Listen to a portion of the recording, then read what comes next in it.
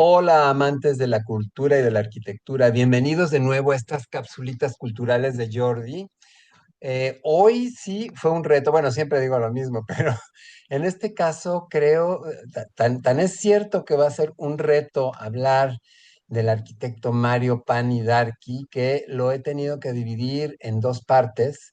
A ver, y si tuviera que dar más detalles, lo tendría que dividir como en cinco partes, porque les puedo decir que yo creo que fue un arquitecto muy afortunado, fue un arquitecto que, bueno, desde que nació, ya lo veremos ahorita, nació en una familia acomodada, etcétera, y supo aprovechar las oportunidades que se le iban presentando. Era un arquitecto, aparte de muy talentoso, fue muy bueno en sus estudios y todo. Tenía mucho talento, sobre todo para las ideas del urbanismo de principios del siglo XX.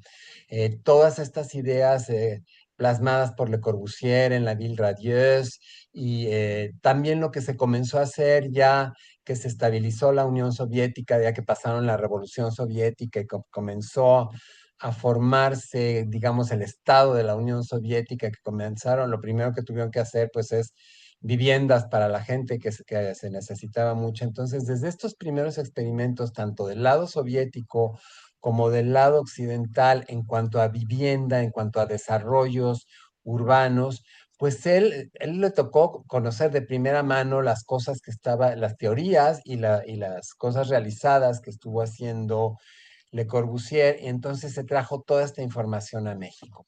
Pero bueno, ese es un pequeño resumen. Vamos a empezar porque hay mucho que ver y no me quiero alargar tanto. Bueno, aquí no se los voy a leer al pie de la letra, ya si quieren ustedes le ponen pausa y lo leen con calmita, pero podrán ver que nació en 1911, ya todavía unos meses antes de que se fuera don Porfirio. Él nació en marzo, don Porfirio se va no recuerdo si en mayo o junio, agarra el barco Ipiranga para irse al exilio a París. Pero bueno, la familia Pani era una familia totalmente porfiriana, eran industriales, eran mineros, entonces eran de buen nivel y pudieron mandar a este muchacho Mario a hacer buenos estudios. De hecho, su padre acabó siendo diplomático. Su padre tenía varias actividades, pero estuvo muy metido en el servicio exterior mexicano, que además le venía ya de generaciones atrás. Y como aquí Jesús Terán, que aquí le vemos que también Jesús Terán pues fue embajador plenipotenciario desde la época de Juárez, cuando se tuvo que negociar la deuda externa de México, etcétera. Pero bueno, viene de familia pues de diplomáticos, de embajadores, de empresarios, mineros, ingenieros, etcétera, ¿no? Y también muy políticos, o sea, estaban muy metidos en el campo de la política. Estudié en México en la primaria, pero ya después, como les decía yo, al papá lo nombran cónsul, se va a Europa a ser cónsul, pasa por varios países hasta quedar varios años en París. En este periodo que residen en París, pues va a ser prácticamente 10 años de estar siendo diplomático en París. Ahí se forma también el joven Mario Pani.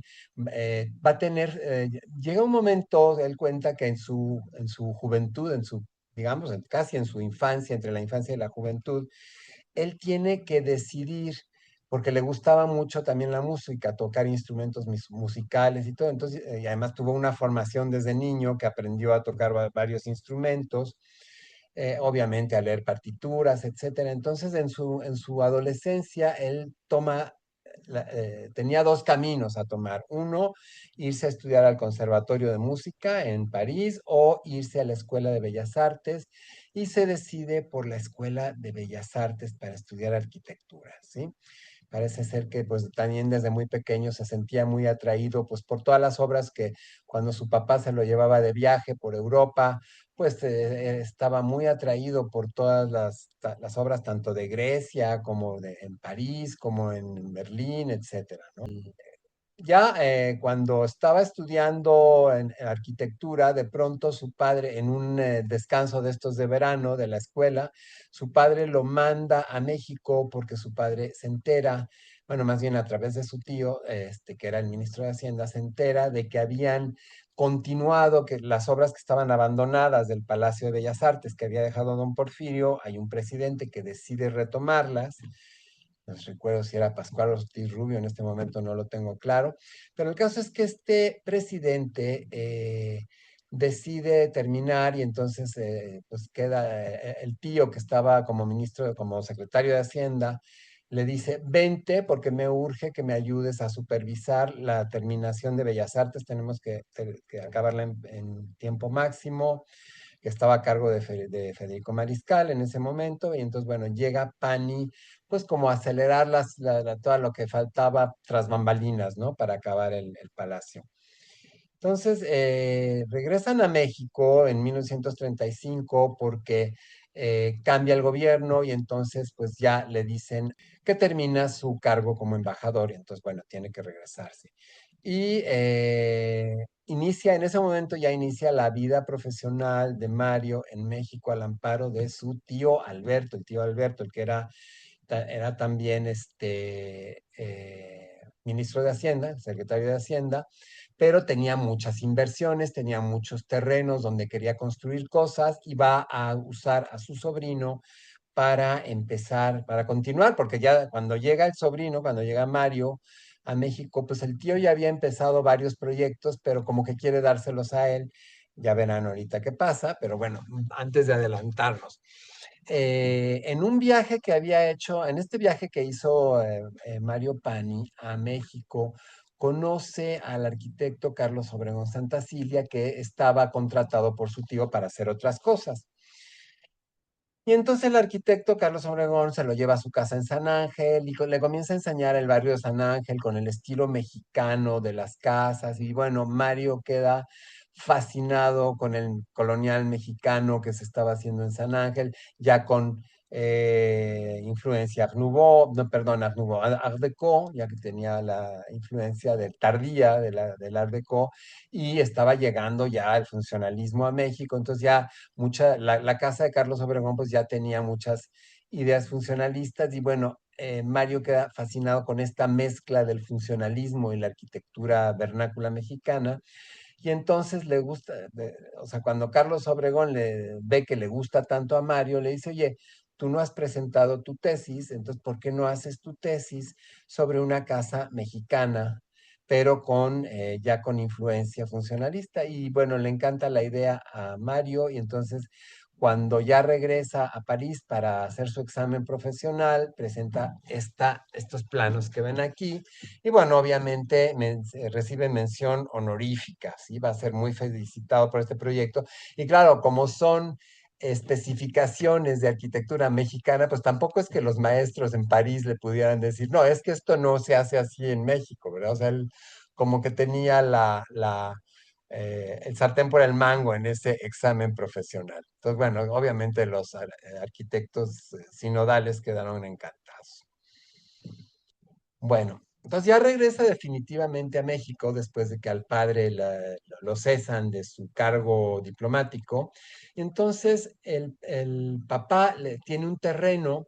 Ellos tenían un terreno muy grande en Paseo, para los que ubican la Ciudad de México, en Paseo de la Reforma, ya donde actualmente es lo que le llaman la Puerta de los Leones. De ahí hasta después de donde está el Seguro Social actualmente, ellos tenían un terreno enorme que se lo rentaban a una empresa de espectáculos que formó, era una especie de feria de atracciones donde se instaló el Parque Luna, lo que se llamaba como Parque Luna.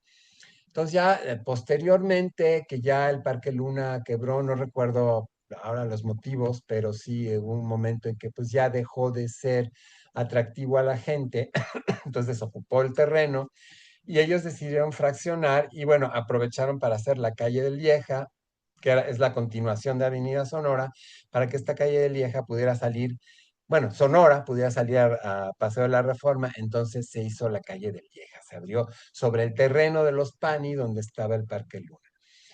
Entonces, bueno, pues el papá decide reservarse un terrenito ahí al lado de la calle de Lieja y le dice al hijo, hazme una casa y tú que estás recién casado, pues ponte a vivir con tu esposa, te haces una casa al fondo del jardín y te pones a vivir con ella al fondo y a nosotros nos dejas la del frente. Y es esto que están viendo en las fotos.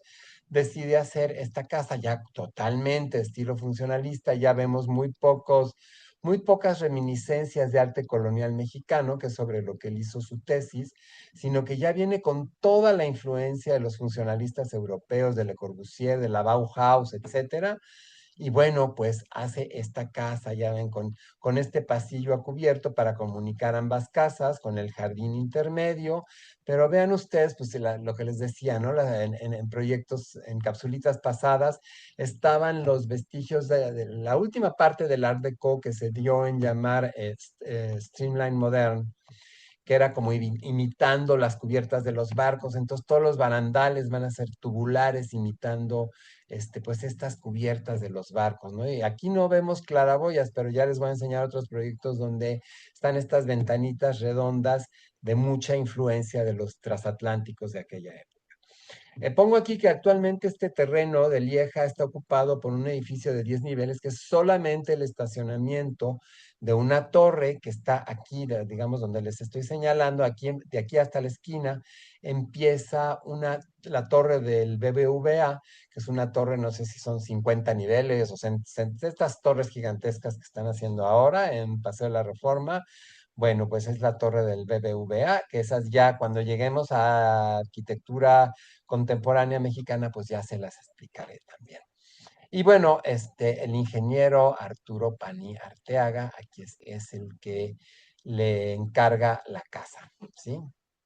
Que los confundo un poco porque el papá es Arturo y el tío es Alberto, que es el que lo va a ayudar mucho, va a ser su mecenas. Estas son otras vistas de la casa de diferentes ángulos. La casa de ellos, la de atrás, según he visto en una foto aérea, tenía también salida independiente hacia una callecita que estaba por detrás del terreno, que finalmente era el terreno de ellos, el que había ocupado el Parque Luna, entonces era un terreno muy grande. Ya posteriormente se las bloquearon porque vendieron toda la otra parte. Pero bueno, aquí tenemos pues las típicas ventanitas curvas. Esta yo creo que fue muy influenciado por la casa de Carlos Obregón Santa Cilia, que tiene un comedor también en curva, y aquí en una escala más pequeña, él decidió copiar un poquito el comedor de Carlos Obregón Santa Cilia, también con este asiento en curva, con lo que ahora llamamos boot, y pues la ventana también curva, dando hacia el jardín. ¿Sí? Entonces, bueno, aquí tenemos ya cómo la decoración pues ya trae toda esta influencia Art Deco, vienen llegando nuevos modelos de mobiliario, se van perdiendo. Aquí todavía tiene una mesa muy tradicional, pero va como perdiéndose el rococó, los muebles estos barrocos para dar paso a muebles mucho más sencillitos. Aquí el cuarto de los bebés, muy decorado, estilo infantil, para que se den una idea de lo que se estaba haciendo ya en 1935.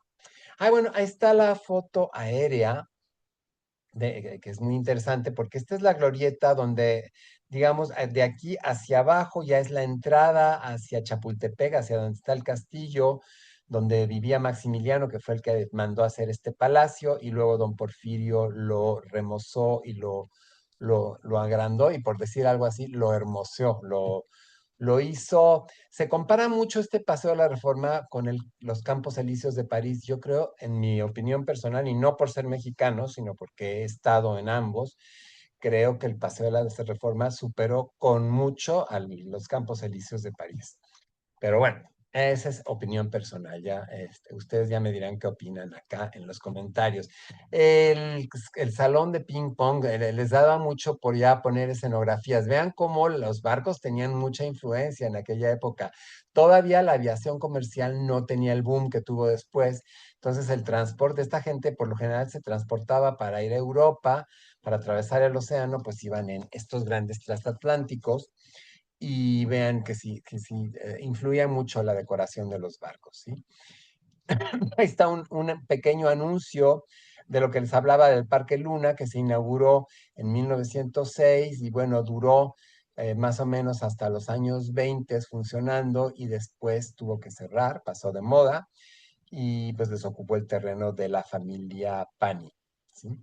Les voy a contar más adelante de una desaveniencia, de una diferencia que hubo entre, no tanto entre Mario Pani, sino entre el tío de Mario Pani y Carlos Obregón Santacilia, que es el arquitecto que el tío había contratado para unos proyectos. Y paradójicamente, uno de los principales proyectos que veíamos de Carlos Obregón era la Secretaría de Salubridad, que es este edificio que les estoy señalando, que estaba justo enfrente de la casa que Mario Pani se hizo para él y para sus papás. Entonces, Mario Pani todos los días que salía por la puerta de esta casa, pues veía el edificio del que posteriormente va a ser su rival, que es Carlos Obregón Santacilia. Muy paradójico, ¿no? Bueno, aquí una vista de la sala, como les digo, ya con líneas curvas, pero ya muy sencillas, sin molduras, sin grandes decoraciones. Hotel Reforma, este va a ser de los primeros donde va a meter mano, de los primeros proyectos que su tío le va a ceder. ¿Qué pasa? Que su tío le había dado el contrato a Carlos Obregón para este hotel y otro que está en Avenida Juárez, que es el Hotel del Prado, que se lo vimos ya en la capsulita de Carlos Obregón. Y pues llega el sobrino y pues pone a Carlos Obregón en segundo término y pone a su sobrino pues prácticamente a dirigir la obra del Hotel Reforma, cosa que pues Carlos se queda muy ofendido porque siente que lo han desplazado, que lo han hecho a un lado y tanto así que llega a un litigio con el tío de Mario Pani, pero pues, Mario Pani pues lo único que hizo fue aprovechar las oportunidades, aceptó la dirección de la construcción del hotel y pues él sabía que estaba poniendo en conflicto a su tío con el arquitecto Carlos Obregón, pero bueno, fue una decisión que tomó siendo muy joven y pues eso le permitió catapultarse a ser muy conocido en México, ¿sí? Entonces, bueno, aquí dice Hotel Reforma en los años 80. Sí, aquí todavía se ve más o menos cómo era el hotel, todavía no lo habían hecho grandes cambios, aunque en los 80 ya pues ya era un hotel de tercera, o sea, ya había pasado de moda, ya estaba un tanto abandonado, pero aquí tenemos pues el proyecto que se hizo, esta de dibujos de Carlos Obregón Santacilia, y era el proyecto original de cómo iba a quedar. Mario Pani no hizo grandes modificaciones, nada más le quitó este letrero de acá arriba, hizo pequeñas modificaciones al proyecto original de Carlos Obregón, pero pues sí, Carlos Obregón se sintió muy desplazado, tanto así que pues salió en el periódico de que hubo una acusación ya legal de despojo porque le arrebataron el proyecto, ¿no? Entonces, bueno, vistas interiores del Hotel Reforma, vean ya la aplicación del bloc de vidrio en las paredes, ya la sencillez de los muebles, aunque bueno, con materiales muy lujosos, porque era un hotel ya con muchas instalaciones que antes no tenían los hoteles. Se los leo para no alargarme.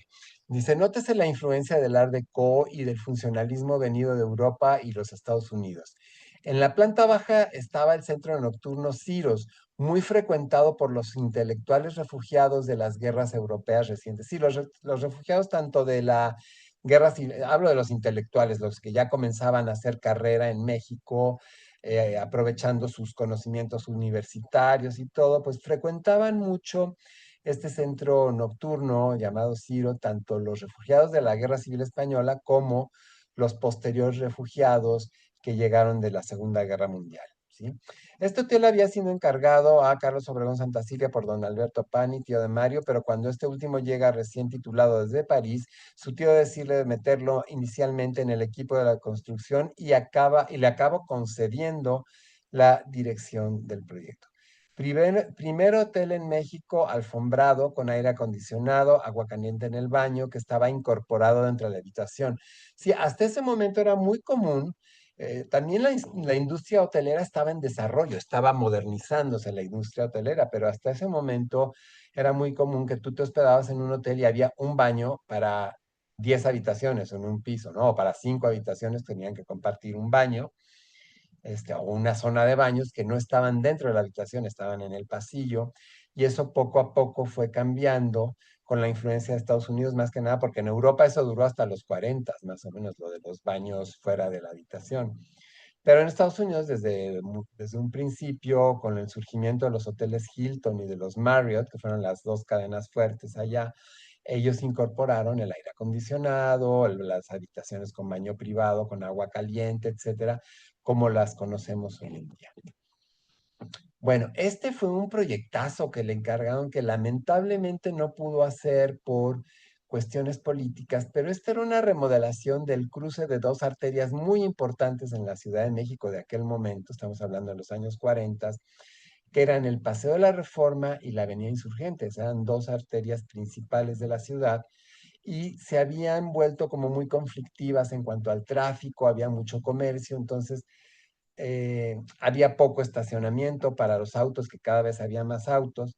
Entonces dice, un innovador proyecto para regenerar el cruce de las avenidas Reforma e Insurgentes, dejando como distribuidor vial una gran glorieta con el monumento de Cuauhtémoc al centro, es decir, con el monumento que todos conocemos en ese crucero, se pensaba poner en una glorieta justo en el cruce, y dice, contando con pasos a desnivel y estacionamientos subterráneos. Y aquí se iban a demoler todas las manzanas de alrededor de la glorieta, se iba a ampliar la glorieta y se iban a hacer edificios ya muy modernos, como pueden ver ustedes, para el año 45 estos edificios eran ultra modernos, muy de estilo americano, internacional, y se tenían que demoler varias manzanas alrededor, pero el problema es que los vecinos, pues no, o sea, los propietarios de lo que existía ahí, pues no les pareció muy buena la idea, ¿no? Y además no había la autoridad suficiente para crear un proyecto así. Entonces dice, todos los edificios tendrían fachadas cóncavas y estarían acomodados de forma radial mirando hacia el centro de la glorieta. El único edificio que fue construido de este conjunto fue el Hotel Plaza. Así se logró hacer uno de todos estos que se pensaban hacer, ahora lo verán más adelante.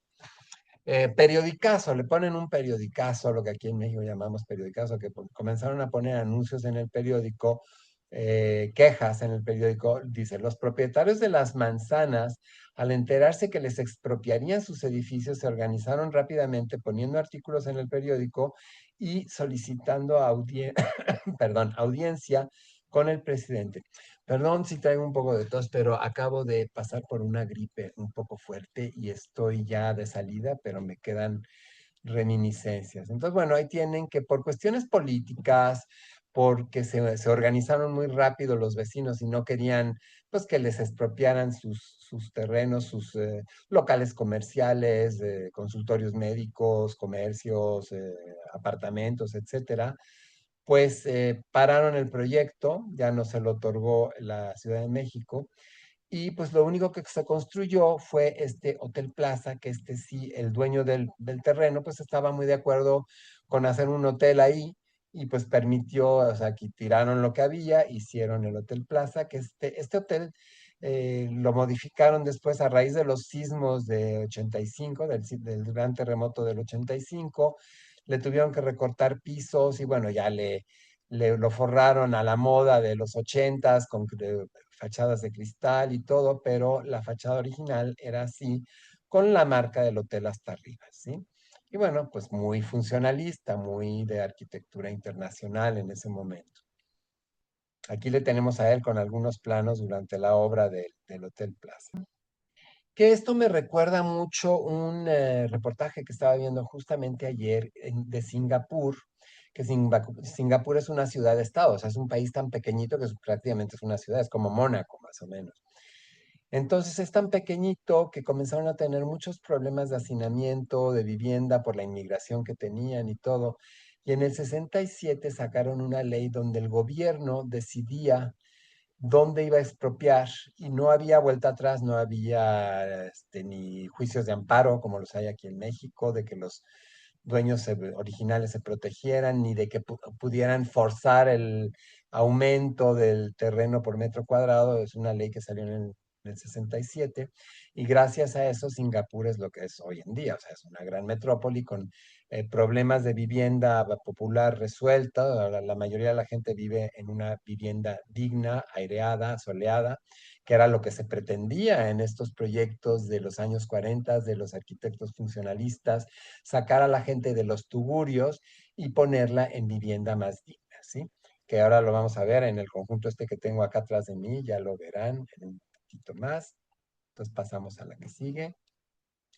Bueno, le van a encargar también con este programa que se tenía de aumento en la educación, de la alfabetización desde los primeros años de primaria, o sea que la idea del gobierno en ese momento era que la gente tuviera como mínimo una escolaridad hasta terminar la preparatoria, ¿sí? O sea que estuvieran listos para entrar a la universidad y pues para esto se necesitaban muchos maestros alrededor de la República y se necesitaba una escuela con un cupo enorme para formar a esos maestros que tenían que ir a dar clase desde las escuelas urbanas hasta las escuelas rurales. Entonces le encargan el proyecto de esta gran escuela para maestros y bueno, aquí tenemos el resultado donde él integra los elementos del funcionalismo, estos pilotis sosteniendo el edificio con la más fuerte influencia de Le Corbusier, combinando elementos horizontales con este gran elemento vertical que es el edificio de oficinas y dirección general de la escuela, y también metiendo elementos muy mexicanos como esta fuente con estas grecas al estilo maya y una cabeza olmeca rematando todo este impresionante jardín, toda esta plazoleta de acceso al edificio, ¿sí? Y bueno, el edificio, no sé si en la anterior, sí, en la anterior tengo aquí el mapa. El edificio principal, pues aquí están las naves con las aulas, lo que veíamos hace rato, esta torre es esta aquí. Y va a quedar, estas dos naves dejan un hueco en forma triangular que él va a aprovechar para una especie de auditorio al aire libre, que es este que estamos viendo aquí donde quedan los edificios de aulas a los lados y donde se tiene este gran auditorio con un sistema panóptico para que todos pudieran ver bien y rescata la puerta barroca, la puerta de estilo barroco virreinal de la antigua escuela de maestros, la rescata y la pone como parte de la escenografía de este auditorio al aire libre. Fíjense la genialidad de este hombre y además invita al muralista José Clemente Orozco para que deje plasmado este mural aquí. Era la época del concepto de integración plástica, que ya lo habíamos visto en otras cápsulas, en otros videos anteriores. La integración plástica, perdón, se trataba de que no se hiciera el edificio y después de hecho el edificio le pusieran pegostes, sino que los artistas, los escultores, los pintores, desde que el edificio estaba en proyecto, ya entre todos plantearan dónde iban a ir los murales, dónde iban a ir las esculturas, y que se viera como parte de un todo, que quedara un proyecto integral, no con pegostes, ¿sí? Entonces, eso era la integración plástica y estaba muy fuerte en ese momento, por eso tuvieron tanto auge el muralismo de los años 40, 30, 40 en México. Rivera, Orozco, Siqueiros, etcétera. Dice, este es otro proyecto importante, pasó de la Escuela de Maestros a la Escuela de los Músicos, el Conservatorio Nacional de la Música. Recién inaugurado, aquí se ve en esta foto, recién inaugurado con el fantástico efecto, perdón, de reflejo que le daba el espejo de agua que hoy ha desaparecido. Y este hermoso espejo de agua, pues lo sustituyeron con un jardín, yo creo por cuestiones de mantenimiento, pero vean el efecto que tanto les gustaba a los arquitectos de mediados del siglo XX de ver sus edificios reflejados en el agua. Esto es un truco, un efecto que se viene desde Europa, desde los palacios del Renacimiento europeo. Usaban mucho el efecto de los reflejos en el agua y bueno, se tomó de aquella época y se revivió en los edificios, digamos, del Mid-Century Modern, lo que se conoce como Mid-Century Modern. Y aquí tenemos un grupo escultórico, se los leo. El grupo escultórico es del escultor Armando Quesada, hecho con cantera blanca de Oaxaca y representando diferentes manifestaciones de la música a través de la historia. Construido en los terrenos de lo que fuera el Club Hípico Alemán. Si estos terrenos eran de la colonia alemana en México, pero precisamente al estallar la guerra, la Segunda Guerra Mundial, y al ser México aliado de Estados Unidos Alemania pasó a ser enemigo, y entonces hubo una ley en México donde le expropiaron a todos los alemanes, les expropiaron sus propiedades, y entre ellas el Club Hípico Alemán que ocupaba estos terrenos. Esta es una ley expedida por el presidente Manuel Ávila Camacho durante la Segunda Guerra Mundial. Entonces, así las cosas, pues este terreno pasó a ser de club hípico a el Conservatorio Nacional de Música. Curiosamente, también es un proyecto muy parecido a la anterior que acabamos de ver, a la Normal de Maestros. Aprovecha también que las naves quedan como en forma de abanico, como en una forma triangular, y bueno, aquí está la gran fachada que veíamos ahora con las esculturas arriba, el espejo de agua y las naves de aulas, que en este caso van a ser unas aulas que van a tener forma como de piano de cola. No sé si lo alcancen a ver aquí donde estoy señalando. Cada aula tiene forma de piano de cola, está rodeada de jardín y está insonorizada. Esto es con la intención de que pues en cada aula el sonido que se emite no invada a las otras aulas y no se contamine, no moleste en las aulas que están contiguas, ¿no? Y ambas rematan en aulas de ensayo de tipo circular, y tenemos dos auditorios, un gran auditorio al aire libre, tal como le hizo en la Escuela de Maestros, y un auditorio a cubierto para conciertos también. Entonces, bueno, dependiendo del clima, pues se podían dar los conciertos al exterior o al interior. Entonces vean, pues la maestría de este hombre, ¿no? Ya, o sea, todo el bagaje cultural que ya traía desde sus estudios en París, pues lo va a aplicar en México y rescatando también elementos mexicanos de la arquitectura. Perdón, les leo. Nótese que las aulas vistas en planta tienen forma de piano de cola, así lo que ya les decía, y están aisladas acústicamente para evitar la contaminación sonora de una aula hacia otra. Ubicado en un terreno triangular de 54,000 metros cuadrados, que solía ser el Club Hípico Alemán. Y ahí están las vistas del auditorio al aire libre, cómo aprovecha el cobijo de los edificios de aulas para poder hacer su auditorio. Y ahí se ven las paredes de las aulas en forma de piano de cola. Estas eran aulas de práctica. Las aulas de teoría se encontraban en la planta alta, donde no requerían tanto espacio, pero en estas aulas de práctica, pues tiene que haber un piano, tiene que haber espacio para instrumentos de orquesta, etcétera, ¿no? Entonces, eh, se adaptaba a las necesidades de cada clase, de cada materia. Y bueno, este es el primer gran proyecto que le van a otorgar. Bueno, obviamente él ya había hecho currículum con estos proyectos anteriores que les acabo de mostrar, y pues le encargan este gran conjunto. El gobierno ya le había pedido a otro despacho de arquitectos que en ese mismo terreno propusieran algo. Y este despacho de arquitectos, pues que no tenía la visión que este hombre traía, pues planteó ahí unas cuantas casitas, y pues no, o sea, realmente no podían meter a tanta gente, y entonces llega Mario Pani y dice, hagamos la solución que se está haciendo en Europa y en Estados Unidos, hagamos conjuntos verticales para darles más iluminación, ventilación, áreas sanas para que vivan, y sobre todo procuremos que las áreas verdes ocupen al mínimo un 50% del terreno. Se los leo.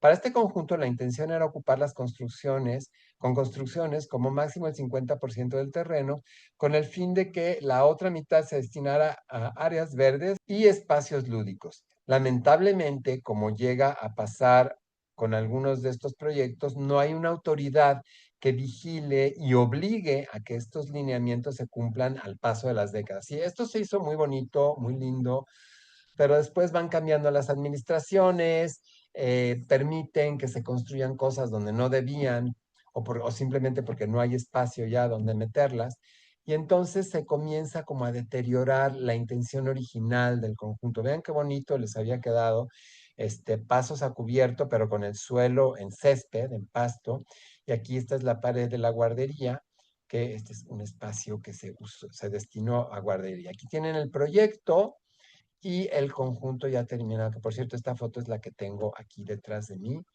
que es el primer conjunto habitacional importante de México y es el que le va a dar a él ya un prestigio como arquitecto urbanista. Si este es su primer ensayo de urbanismo en México, que va a ganar premios y que, bueno, va a servir inclusive de ejemplo para muchos conjuntos que después se hicieron hacia el sur de América, hacia tanto en Centroamérica como en Sudamérica, se inspiraron en este conjunto para comenzar a hacer ellos sus primeros conjuntos habitacionales.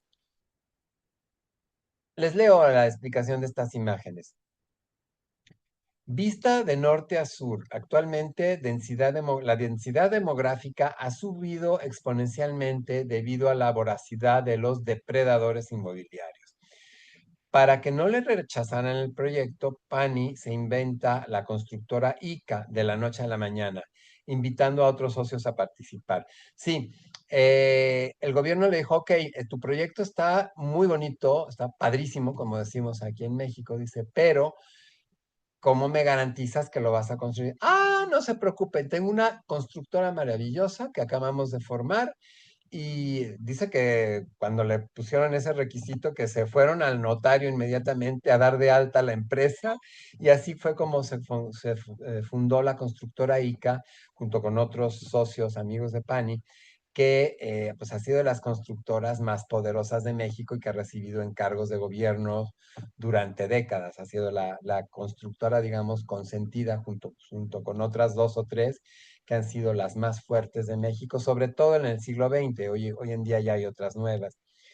Dice en el otro, dice, la vista de poniente a oriente. Nótese la planta escalonada que nos recuerda mucho la Ville Radieuse de Le Corbusier, su propuesta para el rediseño de las grandes ciudades de París. Sí, Le Corbusier sacó una propuesta, un proyecto que se llamaba la Ville Radieuse, y de hecho hubo uno de las propuestas de Le Corbusier era tirar la mitad de París y para hacer unos edificios muy altos y todo, que pues estaba tirando obras artísticas del siglo XIX y del XVIII, que sí, fue la remodelación Haussmann. Y entonces ahí sí le pararon el alto, le dijeron, mira, en las ciudades de provincias lo que quieras, pero con París no te metas. Entonces, bueno, aquí como eran terrenos deshabitados, como podemos ver en la foto, pues sí le permitieron hacer esta primera propuesta que fue la más apegada a las teorías urbanísticas de Le Corbusier, obviamente dotando, ya como ya les decía yo en otros videos, dotando de servicios públicos, ¿no? Comercios, hospitales, clínicas, guarderías, deportivos, etcétera, para que la mayoría de esta gente no tuviera que salir del conjunto, pues para hacer deporte, para atenderse con un médico, etcétera. Inclusive la planta baja de los edificios contaba, todas estas pórticos que se ven en la parte baja del edificio son comercios, son estéticas, son tiendas de abarrotes, son todo el comercio, ferreterías, todo lo que se podía necesitar y también que generaba empleo dentro del mismo conjunto. Esa era la idea de los conjuntos habitacionales, que todas tus actividades, inclusive tu trabajo, lo pudieras hacer dentro del mismo conjunto. Bueno, pues contrató a la arquitecta Clara Porcel, la cual vimos en la capsulita anterior, para diseñar los muebles e interiorismo de los departamentos muestra, en cuyos diseños siempre están presentes las maderas y las fibras naturales, como el mimbre y el yute. En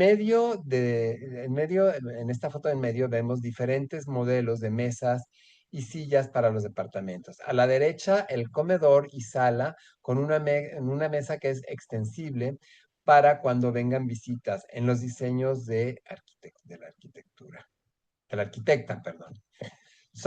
Todos estos son diseños de esta señora que ven aquí, que es Clara Porcel.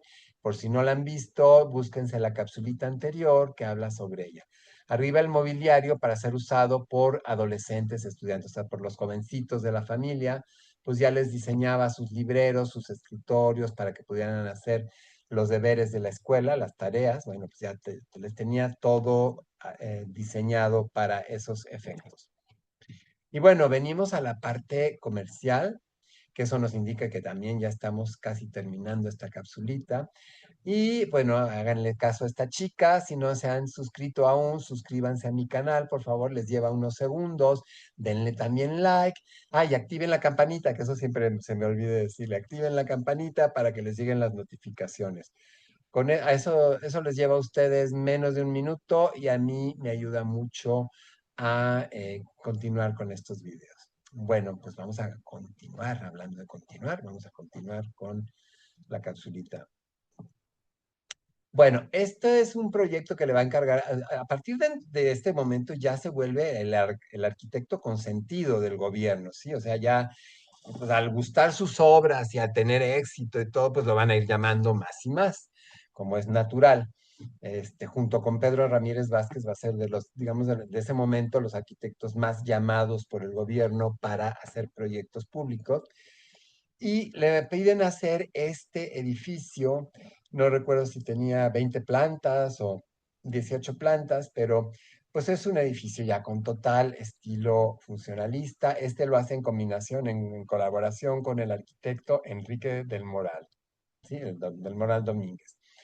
Y había un arquitecto que comentaba que se notaba mucho qué parte del diseño era de cada quien, porque dice, esta fachada es totalmente Enrique del Moral, es muy del estilo de él, muy reticular, digamos, muy rítmica, eh, y bueno, ya sabemos con su ático, que en este caso pues son dos cuerpos, seguramente la oficina de los directores principales estaba aquí, del director general, de la Secretaría bueno, del secretario de Recursos Hidráulicos, y pues esta era una pequeña terraza, supongo que para el descanso de los empleados o para eventos.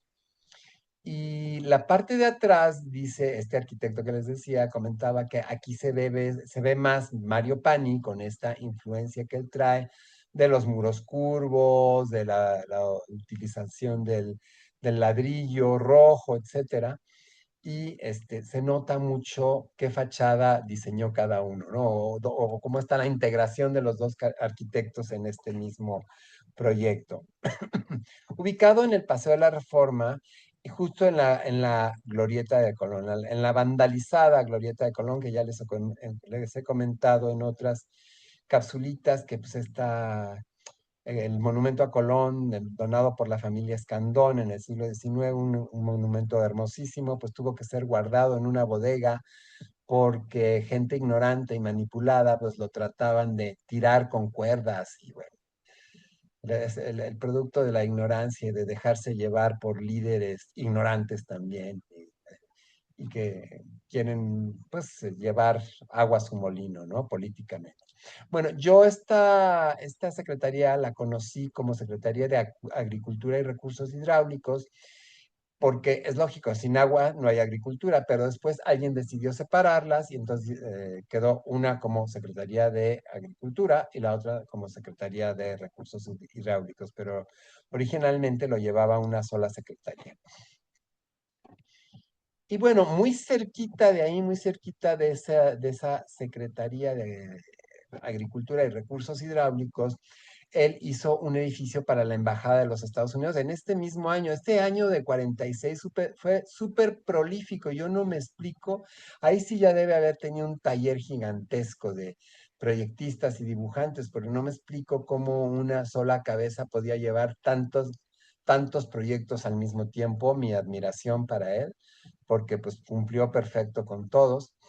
Dice, pues sí, edificio para la embajada. Poco después, la embajada de los Estados Unidos se cambió a otro edificio más bajo que ocupaba toda una manzana y este edificio fue rentado para oficinas, ocupado principalmente por Banobras, por el Banco de Hipotecario de Obras Públicas, que ahora también le encargó un megaproyecto a Mario Pani, que ya lo veremos en la segunda parte, porque ese fue su proyecto más famoso en la Ciudad de México, pero ese se los dejo para la próxima capsulita. Dice, y en la planta baja se instaló un Sam's, ya les he hablado de este restaurante con tienda de regalos, que se convirtió en una cadena muy fuerte llamada Sam's. Bueno, aquí alcanzamos a ver la fachada con su marca. Pues el Sam's ocupaba toda la planta baja y el resto del edificio eran oficinas, una parte ocupada por Banobras, como les decía. Este edificio quedó muy dañado junto con otros de Mario Pani en el edificio perdón, en el terremoto del 85. quedó muy dañado, hubo que recortarle niveles, actualmente me parece que le dejaron hasta acá, o sea, le recortaron yo creo toda esta parte y se quedó nada más hasta donde estaba esta terraza, porque sí, muchos quedaron muy dañados, fue un terremoto muy fuerte de más de 8 grados y pues sí, destruyó muchos edificios de la Ciudad de México. Y antes de despedirme, les cuento una anécdota que contaba un arquitecto español radicado en México, me imagino que refugiado, radicado en México, que llegó a trabajar para Pani, que llegó a tener cierta amistad con Pani. Después de los terremotos, le dijo, oye, ¿cómo ves que ha salido en el periódico que muchos de tus edificios se dañaron por el terremoto? Y primero dijo, ¿cómo? ¿Eso dice el periódico? Dice, sí, dice, pero no te preocupes porque pues eres el que más edificios ha hecho en México en las últimas décadas. Dice, o sea que no quiere decir que todos tus edificios se hayan caído, sino que muchos de tus edificios se afectaron, pero porque eres el que más ha construido en esta ciudad en las últimas décadas. Y entonces que ya como que se quedó más tranquilo Mario Pani. Bueno, pues dice, hasta aquí la primera parte de este prolífico arquitecto, no se pierdan la segunda parte con la más grande y trascendental obra del arquitecto Mario Pani, un gran conjunto habitacional, entre otras muchas cosas que hizo. Vamos a ver casas, vamos a ver edificios de apartamentos, pero entre otras de las muchas obras que hizo, hizo este gran proyecto que fue prácticamente una ciudad completa. Ya hablaremos de ello en la segunda parte de Mario Pani, no se la pierdan y por lo pronto me despido no sin antes agradecer a estas personas que están en esta lista y a muchas otras que han colaborado, que sin su ayuda no habría sido posible hacer estos videos. Muchas gracias a todos ellos y por lo pronto me despido. No se pierdan la segunda parte de Mario Pani, el arquitecto más prolífico mexicano del siglo XX y con proyectos también en el extranjero. No solamente construyó en México, sino en otros países del mundo. Bueno, pues que tengan una bonita semana y hasta luego.